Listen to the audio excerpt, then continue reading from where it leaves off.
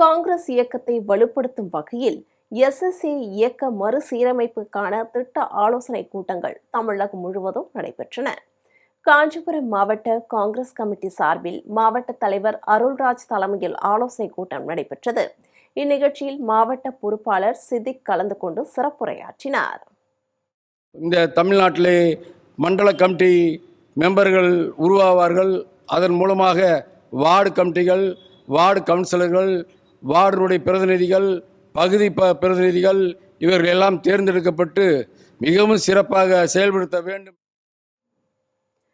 பெரம்பலூர் மாவட்ட காங்கிரஸ் கமிட்டி சார்பில் ஆலோசனை கூட்டம் நடைபெற்றது. நகர தலைவர் ராஜா முகமது இஸ்மாயில் நிகழ்ச்சியை தொடங்கி வைத்து புதிதாக சேர்ந்த உறுப்பினர்களுக்கு உறுப்பினர் படிவங்களை வழங்கினார்.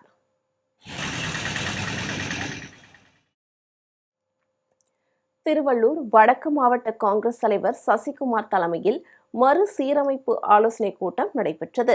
இந்நிகழ்ச்சியில் வடக்கு மாவட்ட பார்வையாளர் சரவணன் கலந்து கொண்டு நிர்வாகிகளுக்கு ஆலோசனைகளை வழங்கினார். மண்டல தலைவர்களை தேர்ந்தெடுக்கும் பணி இப்பொழுது நடைபெற்று வருகிறது. முதன் கட்டமாக திருவள்ளூர் வடக்கு மாவட்டத்தின் சார்பாக இருந்த கலந்தாய்வு கூட்டம் நடத்தப்பட்டிருக்கின்றது. கடலூர் மத்திய மாவட்ட காங்கிரஸ் தலைவர் ரங்கமணி தலைமையில் மறுசீரமைப்பு ஆலோசனை கூட்டம் நடைபெற்றது. நிகழ்ச்சியில் மாவட்ட பொறுப்பாளர் ரங்கபாஷ்யம் கலந்து கொண்டு ஆலோசனைகளை வழங்கினார். ஃபர்ஸ்ட் கட்ட மாவட்ட தலைவர்கள் நியமித்தார்கள்.